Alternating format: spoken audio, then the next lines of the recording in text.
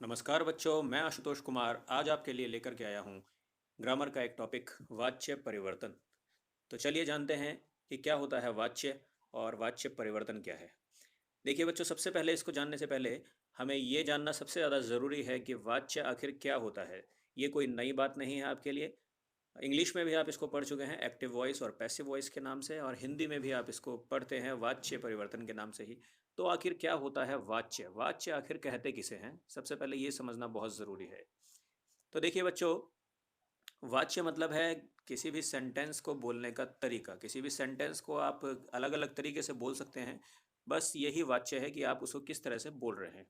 तो देखिए, किसी भी सेंटेंस में बच्चों बहुत सारे कारक हो सकते हैं, बहुत सारे घटक हो सकते हैं उस सेंटेंस के, लेकिन हमें यहाँ पर सबको नहीं देखना है वाच्य में। यहाँ पर हमें केवल तीन चीज़ों पर गौर करना है, और वो कौन कौन सी हैं? कर्ता, कर्म और क्रिया। किसी भी सेंटेंस में हमें इन तीन ही चीज़ों को देखना है वाच्य परिवर्तन करते समय। कर्ता मतलब उस सेंटेंस में जो क्रिया की जा रही है, जो काम हो रहा है, उसको करने वाला कौन है, वो कर्ता होगा। इसको आप सब्जेक्ट कहेंगे इंग्लिश में। कर्म यानी जो काम किया जा रहा है, जो काम हो रहा है, वो कर्म, इसको आप ऑब्जेक्ट कहेंगे इंग्लिश में। और एक कंपोनेंट है क्रिया, एक घटक है क्रिया, यानी इसको आप इंग्लिश में वर्ब कहते हैं कि जो काम हो रहा है, जिस जिस काम के होने का बोध हो रहा है, वो कहलाएगी क्रिया। तो वाच्य परिवर्तन में आपको इन तीनों ही चीज़ों को ध्यान में रखना है बस, और इन्हीं चीज़ों के हिसाब से वाच्य परिवर्तित हो जाता है। अब देखिए जरा, देखते हैं कुछ उदाहरण के तौर पर कि कैसे ये होता है। तो देखिए बच्चों, कर्तृवाच्य, संस्कृत में कर्मवाच्य, और संस्कृत में ही एक और है भाववाच्य। तीन तरीके के वाच्य हो सकते हैं, यानी कहने के तीन प्रकार हो सकते हैं, तरीके हो सकते हैं। इंग्लिश में आपने खाली एक्टिव वॉइस और पैसिव वॉइस को जाना है। यहाँ पर देखते हैं कि ये कर्तृवाच्य, कर्मवाच्य और भाववाच्य है क्या। देखिए, कर्तृवाच्य मतलब है जहाँ कर्ता की प्रधानता है, यानी जिस सेंटेंस में, जिस वाक्य में कर्ता की प्रधानता है। कर्मवाच्य मतलब जिस सेंटेंस में, जिस वाक्य में कर्म की प्रधानता हो, वो कर्मवाच्य में होगा। और जिस वाक्य में भाव की प्रधानता हो, भाव यानी क्रिया की, उसे भाववाच्य कहेंगे। अभी हम भाववाच्य को पढ़ने नहीं जा रहे हैं बच्चों, अभी हमें केवल कर्तृवाच्य और कर्मवाच्य को ही देखना है, ठीक है। अब देखिए, अब आप पूछ सकते हैं सर कि कर्ता की प्रधानता कैसे होगी, मतलब किसी सेंटेंस में कर्ता की प्रधानता है या कर्म की प्रधानता है, ये कैसे पता चल सकता है हमें। तो देखिए, बहुत ध्यान से इसको सुनिएगा आप, और एक बार नहीं समझ में आया तो आप कई बार सुनिएगा, लेकिन ये पहले अच्छे से आपको पता होना ज़रूरी है। वाच्य क्या है ये समझना आपको बेहद ज़रूरी है। तो कैसे आपको सेंटेंस में पता चलता है बच्चों की प्रधानता किसकी है। देखिए, तीन घटक हैं इसके, मैंने पहले बताया आपको, कर्ता, कर्म और क्रिया, ठीक है। तो आप ये देखें इसे किसी भी सेंटेंस में कि क्रिया कौन सी है। जैसे देखिए, यहाँ पर कर्तृवाच्य में एक सेंटेंस लिखा हुआ है, वह लेख लिख रहा है। तो लिख रहा है ये क्रिया है, मतलब कार्य हो रहा है। कौन सा कार्य हो रहा है? लिखने का कार्य हो रहा है। लिख रहा है क्रिया है, ठीक है। और ये जो लिख रहा है क्रिया है, ये क्रिया किस पर डिपेंड कर रही है, किस पर निर्भर है, ये देखना होगा। वो कहलाएगा कर्ता। तो यहाँ पर इस सेंटेंस में आप देख रहे हैं, वह, ये करता है, ये काम करने वाला है। जो काम करने वाला है सेंटेंस में, उसे कर्ता कहते हैं। इस सेंटेंस में आप स्पष्ट रूप से देख रहे हैं, एकदम साफ दिखाई दे रहा है कि वह करता है और लिख रहा है क्रिया है। मैंने अलग अलग कलर्स का भी प्रयोग किया है बच्चों। यहाँ पर रेड कलर जो है, ये कर्ता के लिए मैं प्रयोग कर रहा हूँ, और अब ब्लू कलर आप देखेंगे वो कर्म के लिए यूज़ कर रहा हूँ। क्रिया के लिए अलग कलर यूज़ हो रहा है, ठीक है। तो कर्ता है यहाँ पर वह, और क्रिया है लिख रहा है, वह लिख रहा है। अब देखिए, सेंटेंस में कर्ता की प्रधानता है, आपसे बोला जाए तो कैसे है वो प्रधानता? क्योंकि इस सेंटेंस में जो क्रिया है वो कर्ता पर डिपेंड है, वो कर्ता पर निर्भर है। अब आप बोलेंगे सर क्रिया कैसे डिपेंड है कर्ता पर? तो देखिए, क्रिया है लिख रहा है। अगर यहाँ पर होता मोहन कर्ता तो क्रिया क्या होती? लिख रहा है ही होती। मोहन लिख रहा है। और अगर वहाँ पर करता होता गीता, तो क्या तब भी लिख रहा है होता? नहीं ना, तब होता लिख रही है। यानी ये सब्जेक्ट के चेंज होते ही, कर्ता के चेंज होते ही क्रिया भी बदल जाती, क्रिया को भी बदलना पड़ता। यानी ये जो क्रिया है ये किस पर डिपेंड है? ये क्रिया डिपेंड है कर्ता पर। अगर वहाँ होता बच्चे या वे सब, तो क्रिया क्या हो जाती? तब क्रिया हो जाती लिख रहे हैं। लिख रहे हैं, तब लिख रहा है नहीं होती। यानी कर्ता में चेंज होने के साथ ही हमें क्रिया में भी बदलाव करना पड़ रहा है, और क्रिया में जो बदलाव हो रहा है वो किसकी वजह से? कर्ता की वजह से। इसलिए इस सेंटेंस में प्रधानता किसकी है? कर्ता की प्रधानता है। क्या इस सेंटेंस में कर्म की भी प्रधानता है बच्चों? लेख लिखा हुआ है। अगर एक लेख है तब भी लिख रहा है, अगर बहुत सारे लेख होंगे तब भी लिख रहा है, एक वचन में ही लिखा जाएगा। क्यों? क्योंकि इसका वचन निर्धारित कर रहा है कर्ता, कर्म से उसका कोई लेना देना क्रिया का नहीं है। ठीक है बच्चों, तो बस यही बात है कि क्रिया की डिपेंडेंसी यानी क्रिया किस पर निर्भर है उस सेंटेंस में, यही तय करता है कि वो सेंटेंस किस वाच्य में है। यहाँ पर क्रिया निर्भर कर रही है कर्ता पे, तो कर्ता की प्रधानता है। संस्कृत में वो होगा सह लेखम लिखति। अब आगे देखें कर्मवाच्य। कर्मवाच्य में क्या होगा? कर्तृवाच्य में कर्ता की प्रधानता और कर्मवाच्य में कर्म की प्रधानता होगी। कर्म की प्रधानता मतलब क्या?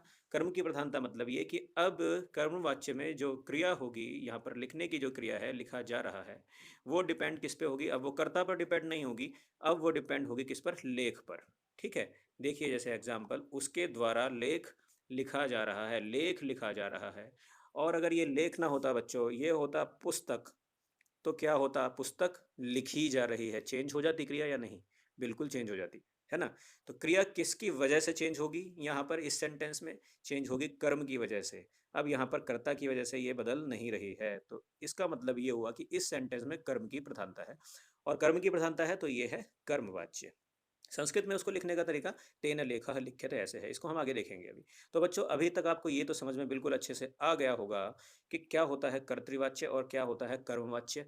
वाच्य क्या होता है ये आपने अच्छे से समझ लिया, और उसमें भी वाच्य में भी कर्तृवाच्य क्या होता है जिसमें कर्ता की प्रधानता होती है, और कर्मवाच्य में कर्म की प्रधानता होती है। प्रधानता किस हिसाब से तय होती है? क्रिया के हिसाब से। क्रिया जिस पर निर्भर है उसी की अगर क्रिया कर्ता पर निर्भर है तो कर्तृवाच्य, कर्ता की प्रधानता है, और अगर कर्म पर निर्भर कर रही है तो कर्म की प्रधानता है। चलिए आगे देखते हैं कि कर्तृवाच्य से जब हम कर्मवाच्य में सेंटेंस बनाते हैं तो संस्कृत में वो किस तरीके से बनता है, आपको ये देखना है अभी।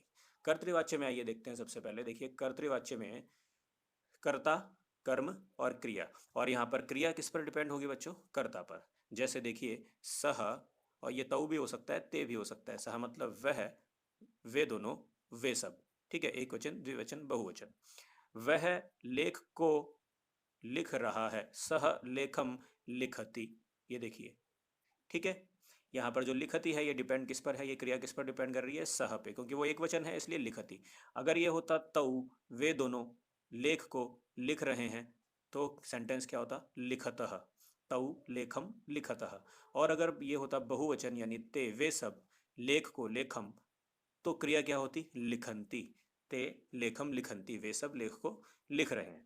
तो साफ साफ यहाँ समझ में आ रहा है बच्चों कि जो क्रिया है वो किस पर डिपेंड है? वो डिपेंड है कर्ता पर। कर्ता का वचन जो भी है उसी के हिसाब से क्रिया का भी वचन हो रहा है। अगर कर्ता एक वचन में है तो क्रिया भी एक वचन में, द्विवचन में है कर्ता तो क्रिया द्विवचन में हो रही है, और बहुवचन में करता है तो क्रिया भी बहुवचन में ही हो रही है।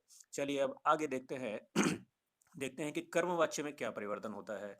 कर्मवाच्य में सेंटेंस किस तरह से रहता है, उसमें कर्ता और कर्म और क्रिया किस हिसाब से रहते हैं। देखिए, तो कर्मवाच्य में जो कर्ता है, कर्ता तृतीया विभक्ति में होगा। यहाँ पर देखिए कर्तृवाच्य में कर्ता प्रथमा विभक्ति में था, सह तौते, लेकिन यहाँ पर कर्ता तृतीया विभक्ति में होगा, और वो तृतीया विभक्ति ये सह की लिखी हुई है, तेन, यानी उसके द्वारा। कर्म किस में होगा? कर्म होगा प्रथमा विभक्ति में। यहाँ पर कर्म होता था द्वितीया विभक्ति में। ठीक है, द्वितीय विभक्ति में का मतलब है कर्म, और कर्म का मतलब है कर्म। आप कैसे पहचान सकते हैं किसी भी सेंटेंस में? आप उसमें को लगा करके देखिए, अगर को उसमें लग रहा है, फिट बैठ रहा है, तो वो कर्म है। जैसे वह लेख लिख रहा है, लेख को लिख रहा है ना। को लग सकता है, इसका मतलब लेख कर्म है, क्योंकि कर्म का चिन्ह आप जानते हैं, कारक चिन्ह आपने पढ़े हुए हैं हिंदी में भी, कर्ता ने कर्म को, वो आपने पढ़े होंगे, है ना। तो कर्म का चिन्ह होता है को, अगर को लगा पा रहे हैं आप उसमें तो वो कर्म है। अब देखिए यहाँ कर्मवाच्य में आपने देखा कि कर्मवाच्य में कर्ता तृतीय विभक्ति में होगा, उसके द्वारा कर्म प्रथमा विभक्ति में होगा, लेख उधर द्वितीय में था लेकिन यहाँ प्रथमा में होगा। और क्रिया देखिए, क्रिया का वचन किसके अनुसार होगा? वो कर्म के अनुसार होगा। उसकी फॉर्म बनेगी लिख्यते लिख्येते लिख्यन्ते, वहाँ थी लिखति लिखतः लिखन्ति, यहाँ होगी लिख्यते लिख्येते लिख्यन्ते, यते येते यन्ते। ये आपको बाद में यूज़ करना है। एक वचन के लिए यते, द्विवचन के लिए येते, और बहुवचन के लिए यन्ते। ठीक है, तो अगर ये कर्म जो होगा एक वचन में होगा तो आप क्रिया भी एक वचन में ही यहाँ पर यूज़ करेंगे। जैसे एक लेख लिखा जा रहा है तो लेखः लिख्यते, दो लेख लिखे जा रहे हैं तो लेखौ लिख्यते, और बहुत सारे लेख लिखे जा रहे हैं तो लेखाः लिख्यन्ते। अब यहाँ पर आप देखिए सेंटेंस में कर्ता का कोई लेना देना नहीं है, चाहे वो किसी भी लिंग में हो। अगर वह लिखा जा रहा है तो पुल्लिंग में होगा ना, लेकिन कर्ता अगर स्त्रीलिंग है, अगर मान लीजिए वो कोई बालिका है, कोई छात्रा है, तो छात्रा के द्वारा लेख लिखा जा रहा है, तब भी लिखा जा रहा है ही बोलेंगे आप, क्योंकि अब उसका छात्रा से यानी कर्ता से कोई लेना देना नहीं है। अब क्रिया का लेना देना किससे है? कर्म से। अब वो कर्म पर आधारित है। ठीक है। तो ये बेसिक एक नॉलेज है, इसको आप ध्यान में रखेंगे बच्चों। अगर आपको ये बात समझ में आ गई है तो इस वीडियो को और आगे देखिए। अगर अभी तक नहीं आई है तो आप इसको दोबारा से देख करके बच्चों पहले अच्छे से समझ लीजिए, तभी आपको आगे की बात समझ में आएगी। और इसको नोट डाउन भी कर लीजिएगा ज़रूर। अब देखिए, अगर आपको वो समझ में आ गया है तो हम देख लेते हैं कि आप बदलाव क्या हो रहा है, परिवर्तन क्या हो रहा है जब हम कर्तृवाच्य से कर्मवाच्य में सेंटेंस बना रहे हैं। तो उसमें क्या परिवर्तन हो रहा है, ये मैंने आपके लिए तैयार किया है, इसको आप नोट कर लेंगे। देखिए, कर्तृवाच्य में जो कर्ता है वो प्रथमा विभक्ति में है। ठीक है, 1 नंबर से इसको हम यहाँ पर देख रहे हैं। और कर्तृवाच्य में जो कर्म है वो द्वितीय विभक्ति में है। और क्रिया कर्ता के अनुसार है, यानी क्रिया का वचन कर्ता के आधार पर तय होगा कि कौन सा यूज़ करना है। ठीक है। अब देखिए कर्मवाच्य, तो कर्मवाच्य में कर्ता तृतीय विभक्ति में पहुँच जाता है, प्रथमा से तृतीया में हो जाता है। और कर्म प्रथमा विभक्ति में पहुँच जाता है, द्वितीय से ये प्रथमा में चला जाता है। और जो क्रिया है वो अब कर्म के अनुसार तय होती है कि उसका वचन कर्म के अनुसार तय होगा, वचन। ठीक है। तो ये जो ये कुछ परिवर्तन है, इनको आप नोट कर लीजिएगा, आप इनको लिख लीजिए अपने नोटबुक्स में, नोट डाउन कर लीजिए इनको। परिवर्तन होना क्या है कि कर्तृवाच्य से कर्मवाच्य में बदलने के लिए सेंटेंस को, कर्ता को हमें प्रथमा विभक्ति से तृतीय विभक्ति में ले जाना है, प्रथमा विभक्ति से तृतीय विभक्ति में। ठीक है। और कर्म को द्वितीय विभक्ति से प्रथमा विभक्ति में ले जाना है। ठीक है। क्योंकि देखिए बच्चों, प्रथमा विभक्ति का मतलब है कि यहाँ पर प्रधानता है, इसकी कर्ता की प्रधानता है कर्तृवाच्य में। कर्तृवाच्य में कर्ता प्रधान है, इसलिए वो प्रथमा विभक्ति में रहेगा। लेकिन कर्मवाच्य में तो कर्म प्रधान है, इसलिए वो प्रथमा विभक्ति में रहेगा। ठीक है, ये आप अच्छे से नोट डाउन कर लेंगे और इसको याद रखेंगे बच्चों। अगर इसको आप अच्छे से याद रख पाएंगे, नोट डाउन करके प्रैक्टिस कर लेंगे, तो आप बिल्कुल अच्छे से कर पाएंगे इन सभी सवालों को इन पर आधारित। और आगे देखिए, क्रिया में क्या बदलाव हो रहा है? तीतः अंति की जगह हम यूज कर रहे हैं यते येते यन्ते। वर्ब के बाद, धातु के बाद यूज कर रहे हैं यते येते यन्ते। जैसे लिख धातु है तो लिख्यते लिख्येते लिख्यन्ते। ठीक है। चलिए, ये परिवर्तन आपको नोट कर लेने हैं अपनी नोटबुक में अच्छे से। आगे चलते हैं बच्चों। अब यहाँ पर मैंने, अगर आपको इतना समझ में आ गया है तो कुछ अभ्यास आपके लिए लिखे हैं। यहाँ पर 10 वाक्य लिखे हुए हैं बच्चों। और इन 10 वाक्यों में जो ब्लैंक छोड़ा हुआ है, मैंने खाली स्थान छोड़ा हुआ है, इन खाली स्थानों में आप शब्द यहाँ से देख करके, साइड में से देख करके और यहाँ भर सकते हैं इन शब्दों को। ये देखिए, इन शब्दों को आपको यहाँ पर भरना है इन ब्लैंक्स में। तो अगर आपको ये अच्छे से समझ में आ गया है तो बच्चों आप इसको पूरा करके रख सकते हैं, इसको आप कर सकते हैं इस एक्सरसाइज को। और यदि ये समझ में अभी नहीं आया तो अभी आप दोबारा से इस वीडियो को जा के देखें, अच्छे से समझें, और अच्छे से समझने के बाद आप इसको प्रैक्टिस को कीजिए। अगर आप ये सारे 10 के 10 वाक्य आप अच्छे से बना पा रहे हैं, अच्छे से कर पा रहे हैं, तो इसका मतलब आपको ये समझ में आ गया है। इसके आगे भी बहुत सारी चीज़ें हैं अभी इसमें बताने के लिए बच्चों, लेकिन ये अभी शुरुआत थी। आगे एक और वीडियो इसी पर मैं बनाऊंगा जिसमें कि और कुछ जो और बातें होती हैं ध्यान में रखने वाली वाच्य परिवर्तन में, उस पर मैं चर्चा करूंगा। अभी के लिए इतना ही। धन्यवाद।